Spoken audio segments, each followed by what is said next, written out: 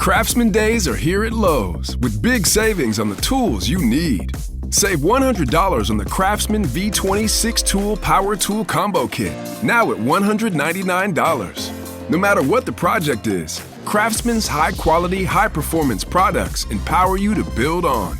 Stop by your nearest Lowe's store and check out the full line of Craftsman tools today.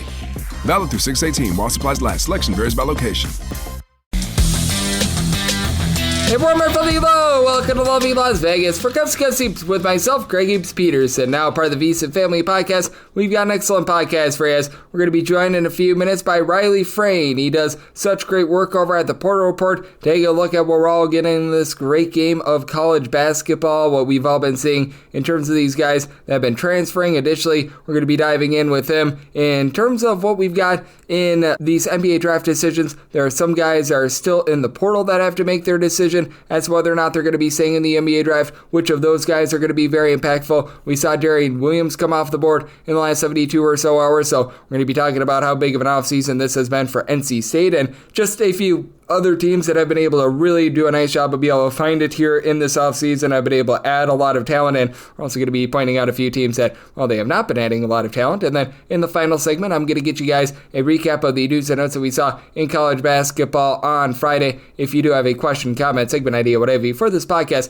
you have one of two ways we offer those in. First one is my Twitter/X timeline at gunit_81. Keep in mind, letters the name does not matter, so per usual, please do send these into the timeline. And the other way is find an Apple Podcast review. If you rate this podcast 5 stars, it is very much appreciated. From there, you're able to fire in whatever you'd like to hear on this podcast via that 5-star review. While I did not get in any Twitter/X questions today, everything is brought to you by EdgeBoost. EdgeBoost is making sure that bettors are able to access their funds all day, every day, 365 leap years, 366 days of the year. And when you go to edgeboost.bet, type in that promo code of Greg, G-R-E-G. That gives you a dollar for dollar match on your first deposit of up to $25. Now let's talk with Riley. He does such great work over at the Portal Report. I know that he's based out there in the northeast part of the country, and you're able to follow all of his work over on the old Twitter/X at Riley Frain. That last name is spelled F-R-A-I-N. And Riley, great to get you aboard. Thank you. Of course. Thank you so much for having me, Greg. I really appreciate it. I'm looking forward to, talking some portal, talking some NBA draft. Certainly a busy time of year. I know the portal's starting to slow down a little, but that doesn't mean,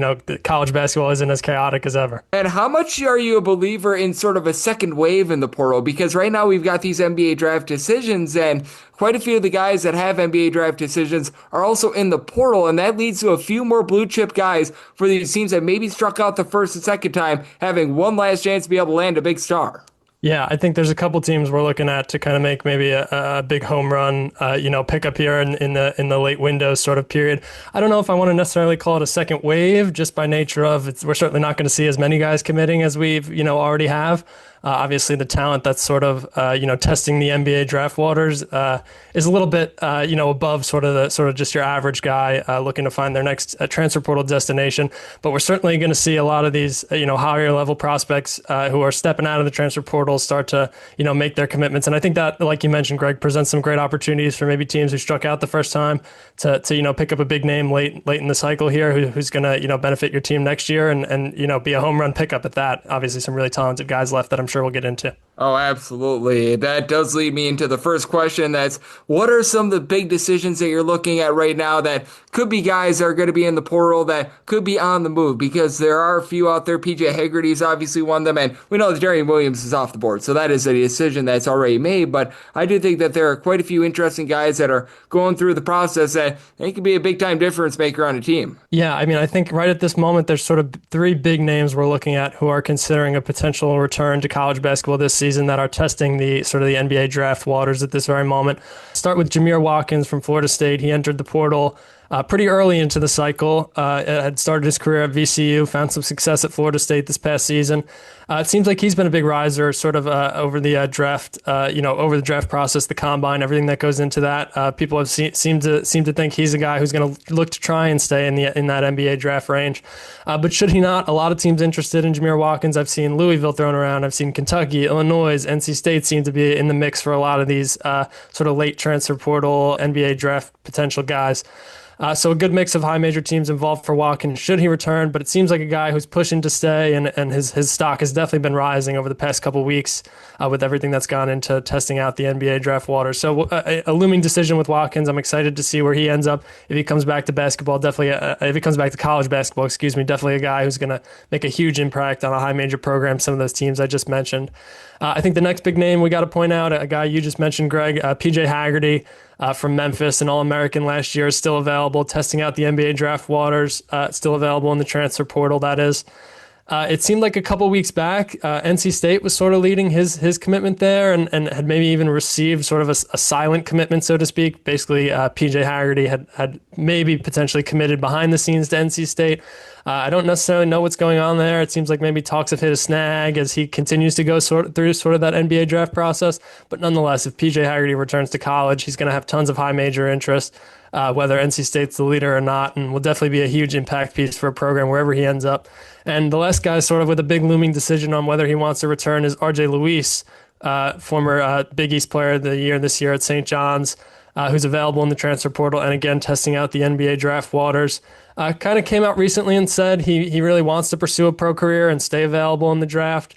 But sort of from what I've seen from reports in the combine, maybe seems like a guy who would benefit a little more from coming back to college and doing another year there, and then maybe trying it in the pro ranks next year. So should we see RJ Luis return? I think, some of the teams I've heard talked about, Michigan, Auburn, Louisville, and outside of those teams, I mean, for the former Big East Player of the Year, we'll see plenty of high majors interested. And it seems like maybe even a return to St. John's isn't off the table for RJ Luis, just with how they've sort of stacked the roster this year. I don't necessarily know how many scholarships they might have open, but to my point, just a lot of high majors would be interested in all three of those guys, and all three of them with a big decision coming up here to make, Greg. No question about it. It's going to be so much fun to see what we get out of all three of those guys, as Riley Frain, who does great work over at the Portal Report, is joining me right here on Coast to Coast Soups. And what else I think is very impactful is some of these guys that they're just going to go back to where they came, because over there at the Portal Report, rightfully so, you guys do such a great job of being able to take a look at this great game of college basketball, and you guys do a great job of seeing how these guys are able to level up in the portal. But something that I have found out over the last few years in college basketball is sometimes not the guys that you go out and get in the transfer portal, it's some of the guys that enter in the portal that you retain / go into the NBA draft that you retain as well. Who are a few guys that you're looking at that they've already made their decision either with the transfer portal or their decision to come back, that they could be big time difference makers as well, because there's plenty of these guys that they're already settled on a home and it's all about whether or not they're going pro or they're going to that specific school. Yeah, absolutely. I think it's Trilly Donovan who likes to say the best gets are the ones you already have, if I'm not mistaken. But yes. Yeah, again, just looking sort of at this NBA draft pool, a handful of guys who are sort of looming on that decision whether to return. Just to mention a couple guys who aren't sort of looking, in the transfer portal, but are maybe considering a pro career. I think Milos Uzan over at Houston will be a big decision. Just sort of what Kelvin Sampson's been able to do in the transfer portal, and obviously, that's a national powerhouse of a college basketball program in Houston, and so if they could bring Uzan back out of the NBA draft pool and bring him back for another year, I think that's a Houston team who's going to be in the conversation, for top 5 with a backcourt consisting of some guys like Kingston Flemings, who was a top 25 recruit, and they bought over Pop Isaacs from Creighton. Add Uzan into that mix, and that's a Houston team that's going to be ready for another really solid year. I'm looking at Taha Pettiford over at Auburn, put together a really solid season over there, and he's sort of testing out that NBA draft waters. It seems like his grade has continued to rise. He's maybe like a fringe first round projected, early second round type of guy, from what I understand. And I would preface that by saying, my specialty is definitely in the transfer portal, just based on the work that we do at the Portal Report. But I like to keep eyes on the NBA draft and just sort of how everything's been playing out, based on sort of the implications it has on the transfer portal. And so I think another guy I'm interested to see whether he returns or not will be Yaxel Lenberg, who obviously transferred over from UAB to Michigan this offseason. He's testing out the NBA draft waters, and if we see him return, I think he's going to be a real big impact player at the high major level for a really good Michigan team. Obviously, Dusty May is finding a lot of success in the transfer portal as he's sort of taken over at the helm of that program. So I think you bring him back to Michigan and you add him to a really good group based on some of the transfers they've already bought in. Morris Johnson over from Illinois, Amara over from UCLA, and you add Lendenberg into that group with Michigan, and that's a really good team. So I think that's 3 guys I'm really excited to see what they do. All 3 of those guys, pending on their potential return to college basketball, teams like Auburn, Michigan and Houston are all going to be in that top 25 conversation. So those three guys right there are really three decisions that kind of stand out to me on potential returners. We'll hopefully see before next Wednesday's deadline. Yep, absolutely. And we've already seen a few big guys that have come off the board. We've got a few guys that they are still on the board as well. So we shall see what happens on that front. But these NBA draft decisions, in my opinion, have gotten more and more interesting over the years because I feel like there's been more winners than losers. Obviously, you sometimes get a few out there. Like I still remember Colorado State a few seasons ago when they lost a few big time guys. Jonathan Mogbo last season over at San Francisco was a little bit of a rough one for them as well. But in this day and age of NIL, with this day and age of guys getting paid, I think that's led for a lot of these teams either benefiting from these guys entering the transfer portal after they withdraw from the draft or coming back to school, whereas a few years ago, a lot of these fringe guys would stay in the draft, whereas now I feel like they are coming back to school. Yeah, I think my 2 points to that would be, when you look at the high major level and even teams like the A10, the WCC, some of those, higher tier mid-major teams. You mentioned San Francisco. It seems like San Francisco, every year, for the past couple seasons, obviously not so much this year, but I think for the last 2 seasons prior to this are sending a guy to the NBA draft and sort of using that as a recruiting pitch to guys in the transfer portal. Like, hey, you come here, you come to a program like San Francisco in the WCC, a really competitive conference, and, you can find more consistent minutes, you can find more consistent playing time, still take a leg up and still find an opportunity to create a pro career in the NBA like we're seeing with Mogbo. So I think, the transfer portal sort of provides those opportunities, but at the mid-major level, something that stands out to me is sort of the opportunity for some of these schools to be feeder programs through the transfer portal. I think of St. Bonaventure right now and sort of what they're doing with Adrian Wojnarowski, and he's sort of taken on this idea that in college basketball at the mid-major level, it can be a good thing to be a feeder program to say, hey, you transfer in here, we can develop you into a better player, give you the playing time you're looking for, and then we can send you off to, a high major program to find success there and potentially embark on a pro career after that. Or we can send you off, to find minutes in the G League or to potentially develop a pro career, excuse me. So I think the transfer portal has created a lot of opportunities to sort of springboard guys into getting more minutes and hopefully, into developing more pro careers. And I think it's just made this time of year where we're seeing a lot of these looming decisions on whether to go to the NBA draft, whether to return to college basketball, whether to transfer. It just makes it that much more exciting. Yep, it certainly does, as we got Riley Frain, who does such great work over at the Portal Report, joining me right here on Coast to Coast Hoops, and those NBA draft decisions are absolutely massive, and I feel like the ad of Darion Williams over at NC State is as well, and I don't know how you guys rate your transfer portal classes because everyone does it a little bit differently, but I just look at NC State right now, especially because we were talking about PJ Haggerty a little bit before as well. If he does end up actually going on over to NC State, I think that's hard to put too many teams above what NC State has done this offseason in terms of leveling up. Oh, yeah. I mean, before Darion Williams had committed there, we ranked all the guys who were available in the transfer portal, including those who were, sort of testing out those NBA draft waters. And I know when he was available, sort of, going through the NBA draft process, still available in the portal, we had him as the highest ranked forward currently available. So obviously a huge pickup for NC State. It seems like if they can get PJ Haggerty over the next couple of weeks and bring him in, that's only adding to what's been a huge transfer class. I mean, if I could run down the list really quickly with some names, I mean, you got Trey Holman coming over from Michigan State, Quadir Copeland coming over from McNeese State following Will Wade, Jerry Dang from Florida State, and, sort of all tied together by Darion Williams coming over from Texas Tech. And I'm sure they're very hopeful PJ Haggerty is going to end up making that commitment as well. I'm looking at our rankings right now. We have NC State second in the ACC, just behind Louisville and sort of what they've been able to do this offseason, behind Pat Kelsey, bringing in a couple high-level names, guys like Adrian Woolley from Kennesaw State and Ryan Conwell coming over from Xavier. And for us, our rankings are based pretty much purely off of production. So I think it would be really hard to argue putting NC State up there at number one. I'm sure it's pretty much 1 and 1A at this point, but just what they've been able to do, NC State specifically, and bringing in Darion Williams earlier this week to sort of put a bow on it. I know things are still in the works with PJ Haggerty, but really exciting offseason for Will Wade in his first offseason. I'm excited to see what the Wolfpack can do. Yep, I am as well. With NC State, it's been a massive offseason for them. They've been one of the best teams in terms of not just the coaching moves, but as well the transfer portal moves as well. So being able to pair both of those up has been very big for them. And what also I think is very big is taking a look at some of these late guys coming off the board as well, because we've seen over the last 2 weeks, it's been a little bit more dry. Not going to lie. We've had the guys that have been in the NBA draft come off the board and have come back to school, what have you. But that said, are there a few guys that you take a look at over the last 2-3 weeks since we last talked that you thought that they were some big time ads for the schools that they went to? Yeah, I mean, I think Darian Williams is the first one you got to talk about, and I know we just sort of touched on him, but I think NC State, what they were able to do in the portal this offseason, some of the guys they ended up bringing in, maybe a little underwhelming at first, but then you tie it all together with Darian Williams, hopefully PJ Haggerty in the future. I think that's a couple really exciting additions. Over the past couple of weeks, a couple of other guys I'm looking at. I mean, we got to touch on Boogie Flan to Florida and sort of him helping to rebolster the national championship.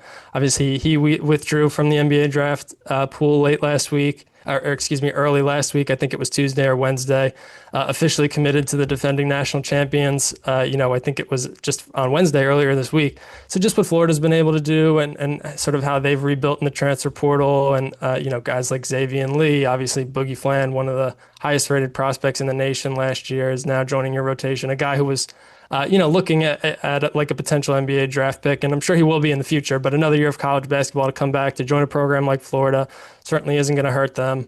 Certainly isn't going to hurt his development, and yet into that group, A.J. Brown from Ohio. So those three, I think, with Boogie Flan joining this past week is really exciting. Another guy who I thought was really interesting, Divine Uwaguchi from Miami, who's transferring over to Michigan State. A former highly rated prospect who had been, he was heavily pursued by a handful of high majors, Texas Tech, USC, Kentucky, and now he's heading over to join Tom Izzo in Michigan State. So I think he'll be a nice developmental piece there. I think, he could come off the bench this upcoming season and, hopefully provide some consistent opportunities there. And I think another guy that hasn't quite committed yet, but just that I'm keeping an eye on as we get really late here in the transfer portal season, has sort of been the transfer saga of Desmond Cloud coming up from USC. Was supposed to visit Alabama last weekend, and that got canceled. He was supposed to take another visit to, I believe it was either Mississippi or Virginia, and that got canceled. And it seems like the saga just with him continues to go on and on. He's got a lot of high major programs interested. I know there were reports suggesting that maybe Florida was interested, North Carolina was interested, Kentucky was interested. And we're talking about a guy in Cloud who was averaging, double digits at USC this past season. So he's wherever he ends up, I think it'll be a really exciting addition for that program. Obviously a guy who's experienced at the high major level and is going to be a solid contributor wherever he ends up. But interested to see sort of how that plays out with visits getting canceled left and right over the past couple of weeks. Gonzaga was the second visit he canceled. It was Alabama and Gonzaga. So I'm interested to see just with Cloud how it's going to play out, sort of everything that's gone on over the past week with his recruitment.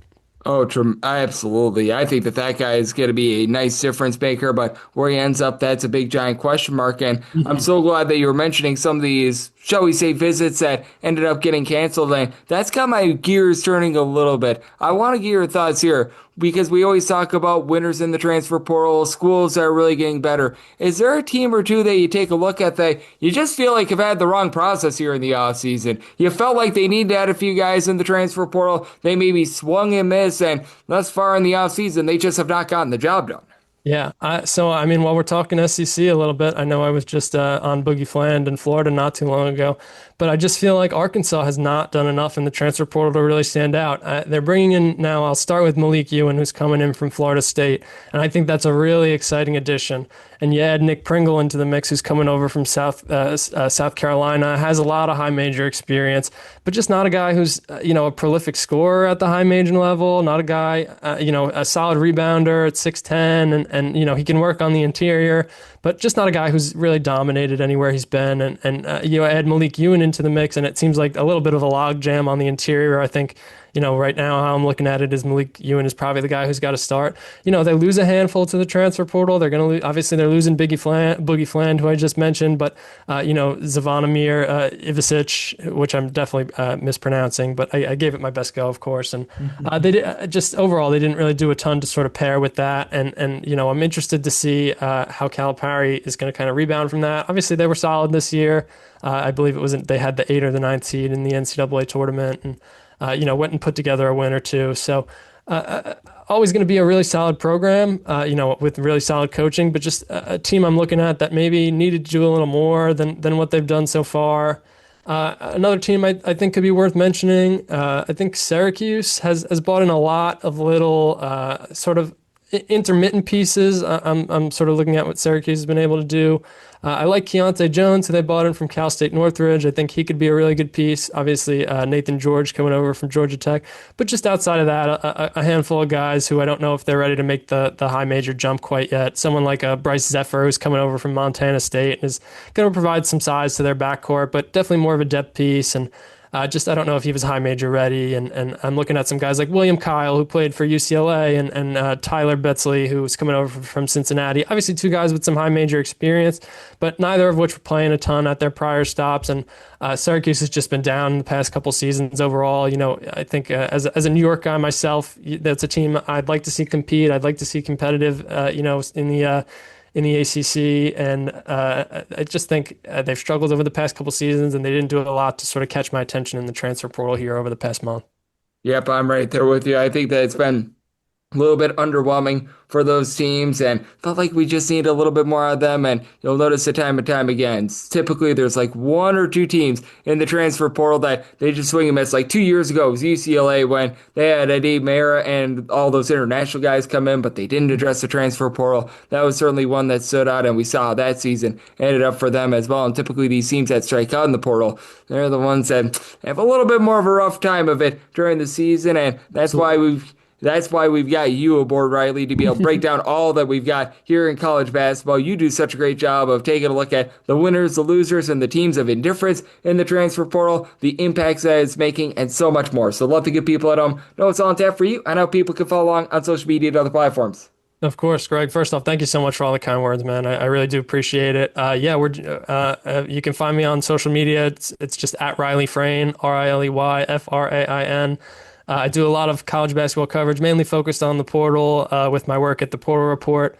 Obviously, this is sort of our big time of year where we're doing all our transfer portal coverage, so come check out our stuff there. And on top of that, I do a lot of mid-major college basketball coverage over at Mid-Major Madness.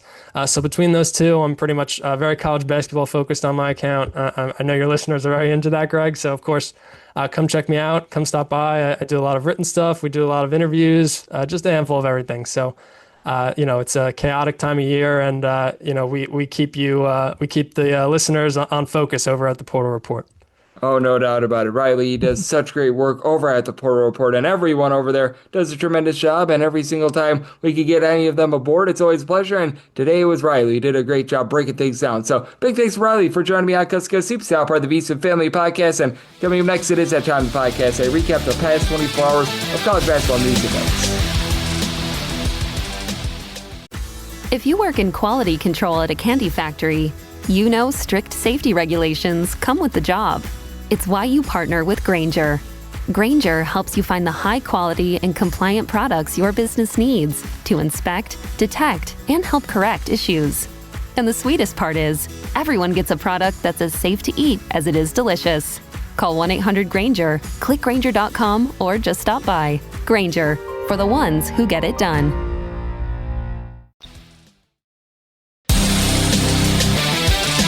And we're back here in lovely Las Vegas for Coast to Coast Hoops with myself, Greg Peterson, now part of the VSiN Family Podcast. Big thanks to Riley Frain for joining me in the last segment. He does such great work over at the Portal Report, taking a look at this great game of college basketball, what we are all getting in terms of the transfer portal. He and everyone else over there at the Portal Report have been very hard at work to be able to decipher what has been north of 2,500 guys that have entered it and so much more. So big thanks to him for joining me in the last segment. Now it is that time of the podcast. I give you a recap of the news and notes we saw in college basketball over the last 24 hours. This guy was just an absolute dynamo scorer. Walter Peggs, who is averaging 26.3 points per contest, he has decided that he is going to be going on over to Morgan State. For Walter Peggs, just absolutely tremendous what we were able to see out of him this past season, shooting 42.3% from three-point range for Spring Hill College. That was one of the top marks in all of college basketball. I know that he had a game where he scored 30 points against South Alabama earlier in the season as well. Now, for Morgan State, certainly a unit that is going to be liking defense, and with Peggs, his school out there in Spring Hill, they did like quite a bit of defense, so he's going to be very much fitting this Morgan State role. But for Morgan State, they're looking to be able to build things up in terms of the MEAC, and I think that this is a step in the right direction for them. They haven't been necessarily made a ton of moves here in the offseason, but Morgan State, they always feel like they land that one or two big-time scorers, and then it's what they're able to get out of the rest of the guys that always becomes very, very suspect. As for Morgan State, lone other real big-time contributor that they've added here in the transfer portal, Alfred Worrell Jr., going to be coming in from Southern Miss, so we're going to see if they're going to be able to add a little bit more, but being able to get one of the top scorers in all of college basketball this year, really at any level, I think that's very good for them. You saw this move as Chauncey Gibson, he was last year over at Prairie View A&M. He was averaging about 7.5 points per contest. He has decided that he is going to be going to Chicago State. Chicago State just has not been able to add anyone in the transfer portal here this offseason, so being able to get just anything whatsoever up on the board, that's big, and they're getting Gibson at a little bit of a for lack of a better term, discount, because he was over at UT Arlington a few seasons ago, and even at UT Arlington, he was unable to get out there on the floor, and when he's been healthy, he's been a relatively good scorer. Guy that last season was able to shoot about 35% from three-point range, guy saying 6'5", so good versatility there, but limited 10 games last few seasons due to injury, so Chicago State gets a guy with some ability, which they just haven't had a lot of, I'm going to be honest with you, but guy that they're hoping is going to be able to stay out there on the floor, give them a little bit of something, so we shall see if that's going to be panning out for them.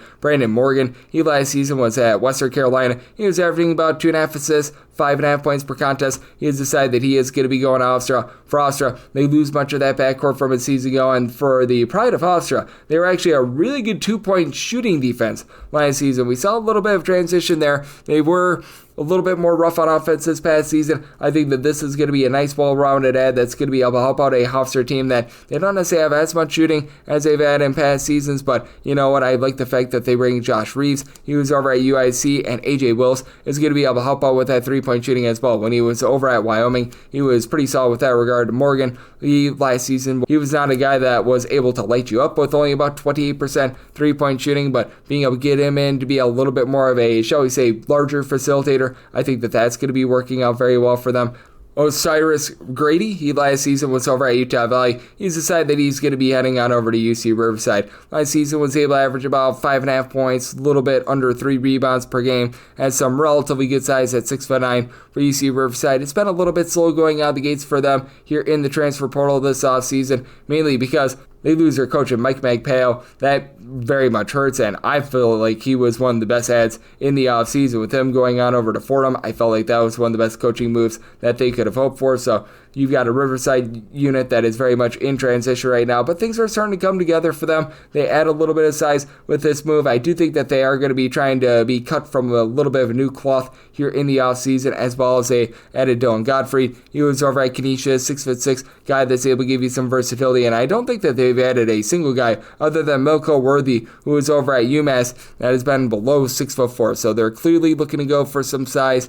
They don't necessarily have a ton of stretchability, but they do have a lot of guys that are going to be able to hit the glass hard, so that's going to be helping them out. Deji Benoit, he last season was over at Elkhorn State, 9.5 points. He was able to pull in there north of 7.5 rebounds per game. He has decided that he is going to be going to Southern Miss. Very good ad, in my opinion, for Southern Miss. A Southern Miss unit that the last few seasons, it was just mired by the fact that they took a shot on Andre 3000 Cabrillo. He completely derailed things, and now I feel like they're able to get things back online. Eric Payman, he's a forward that's going to be coming in for the team as well, so those two are going to pair up well. Falou Diongue, he was a 6'11" big man over at Western Kentucky. He comes in as well. Cam Polisi, the top rebounder over at Canisius, he's coming in, so I mean, it's very clear clear what this team is looking to do. They were a little bit more built around the backcourt last few offseasons. Now they are looking to be able to build themselves up down low, and they have done a nice job of being able to add that size. James pretty flipping good pickup here for Alabama A&M. He was at Grambling this last season, 7.5 points per game. Now, not a guy that was necessarily amazing on the boards, but for Alabama A&M, they were playing about a 10-man rotation last year. They were doing a nice job being able to mix and match with all those various bodies, bringing in a guy like Flippin, who he was able to shoot about 32% from three-point range. With that size, he's going to be able to give this team a level of stretchability that they haven't seen in past seasons. Alabama A&M, I feel like it's starting to be able to build things up just a little bit, and I think that that's a good pickup for them. Rakis Passamore, a former top 55 recruit in last season over at Kansas, just was unable to get out there on the floor. He has decided that he is going to be going to Maryland. This is a nice, shall we say, buy low sort of spot for them, for Maryland. Obviously, they bring in Buzz Williams, and I think that he's going to do a nice job of just being able to build depth for Maryland. I think that this is the exact opposite of what we saw last season. Last season, you had the crab five, and you had absolutely nothing else. What Buzz Williams is looking to do is play very rock-solid defense, find a lot of guys with stretchability, and he's right there with Passmore. He's able to give you a little bit of three-point shooting, but he's able to guard multiple positions. He's actually the second player from Kansas who's coming over as well. David Hewitt, who was over at Kansas this last season, and when he was over at Northern Illinois 2 seasons ago, was a 20-plus point per game scorer. He's coming in as well. They add in there a few guys from Texas A&M like Pharrell Payne, Andre 3000 Mills and company. You've got Elijah Saunders, who's able to space the floor, coming in. Miles Rice, he was at Indiana. Really good collection of talent here for Maryland. I'm curious to see how all these pieces work out, but with the way that Buzz Williams is able to get the most out of his guys defensively, I think that this team is going to be very fearsome on that front. David Hermes, he last season was over at UTSA. Meet me for the Roadrunners. He was only able to average about 2 points per contest, but was a starter at 6'10". He's decided that he is going to be going to UNC Asheville. Very good ad for a UNC Asheville team that we saw them at their best 2 seasons ago when they had a guy in Drew Pember who was able to do a nice job of spacing out the floor. He was able to utilize his versatility to just make sure that his team was able to get the most that they possibly could. And for this UNC Asheville team, they've got a lot of size out in the Big South in which you're just unable to typically add guys like this. And I do think that he's going to be able to come in, make a nice contribution. You got DJ Turn It Up Patrick, who last season was all sorts of banged up, but a very good scorer over at Charleston Southern. Mitchell Taylor, he was a main facilitator over at South Carolina State. They've done a nice job of being able to add some pieces. So I think that this is another really good ad for them, and I think that this one is going to be very rock solid, as well as you did see Kevon Bradford go on over from Buffalo to Northern Arizona. Northern Arizona is going to need to replace Carson Tout, who he was such a good rebounder for them, and it looks like they're going to be going a little bit more guard-oriented, as for Bradford last season, as a freshman, he threw in there about 4 points per contest. Does he leave a little bit of something to be desired with regards to his defense? Yes, because pretty much everyone on that Buffalo roster does, but for Bradford, he was able to shoot north of 41% from three-point range. He did see some very inconsistent minutes throughout the season last year, but it did feel like in conference play he was able to come into his own. During conference play, he actually shot 57% from three. That goes to show you the very small sample size he had there, but he was able to ascend in conference play, averaging about 4.5 points per contest, a little bit over an assist and a half per game as well. So I do think that Northern Arizona is starting to be able to build a little bit more depth after they do lose some of their top guns from a season ago, and this is going to be able to help them out. Tristan Gross, he was over at Stetson this last year, 5 points, 2.5 rebounds per game for a Stetson team that they struggled. We're going to call it what it is. He's going to be heading on over to Mercer, and for Mercer, this was a squad that I felt like was in a little bit of transition last year, and I do think that things are getting very much better for them. I take a look at what they've got in Kyle Cuffey Jr., a former top 150 recruit coming in. Armani Mighty has been passed around like a basket of breadsticks, but he's going to be able to give you quite a bit of something down low. Zaire Williams, a former double-figure scorer over at Wagner, and I do think that they are doing a really good job of just being able to add at pretty much every position. That's what Ryan Ritter does. He's going to make sure that his team is very well-rounded. They've got a little bit of everything. They don't necessarily have that one main style or anything like that, but with Tristan Gross coming on in, this gives them a little bit of versatility, a career about 36.5% three-point shooter at 6'6". I think that he's going to be able to fit this mold very well, and I do think that this is going to be a squad that is going to be prepared for darn near everything. And then you were able to see Miles Stewart. He is the brother of Sean Stewart, who decided that he was going to be committing on over to Oregon. He's going to be joining them now for Miles Stewart after about 3.5 points, 2.5 rebounds per game for Howard. This is not a guy that's going to be coming in and is going to be making some sort of a massive, shall we say, difference for them. This is a little bit more of a camaraderie and just help out the team with his experience, things like that sort of move. But you always like to see those sorts of moves, and I do think that he's going to be able to give this team just a little bit of a jolt in general in terms of the experience that he brings, being able to be sort of, for lack of a better term, a hype man coming in off the bench. And we are a hype man for college basketball on this podcast, Coast to Coast Hoops. Every single day, we are starting to see these rosters get more and more set for what is going to be a tremendous 2025-26 season, and we're looking to make as much money on the season as humanly possible. And if you do like hearing from this fine podcast, Coast to Coast Hoops, you're able to subscribe wherever your podcasts, Apple Podcasts, Google Play, Spotify, Stitcher, and TuneIn. If you have a question, comment, think of an idea, whatever you for this podcast, you do have one of two ways we are for this in. First one is my Twitter/X timeline at gunit_81. Keep in mind, letters CM, they mean does not matter, so as per usual, please do send these into the timeline. The other way is find an Apple Podcast review. If you rate this podcast 5 stars, it is very much appreciated. From there, you're able to fire in whatever you'd like to hear on this podcast via that 5-star review, and a big thanks to Riley Frain of the Portal Report for joining me in the last segment, coming at you guys every single day throughout the year on this podcast, regular season and off season. So I'll be back with you once again tomorrow. Thank you. If you work in quality control at a candy factory, you know strict safety regulations come with the job. It's why you partner with Grainger. Grainger helps you find the high-quality and compliant products your business needs to inspect, detect, and help correct issues. And the sweetest part is, everyone gets a product that's as safe to eat as it is delicious. Call 1-800-GRAINGER, click Grainger.com, or just stop by. Grainger, for the ones who get it done.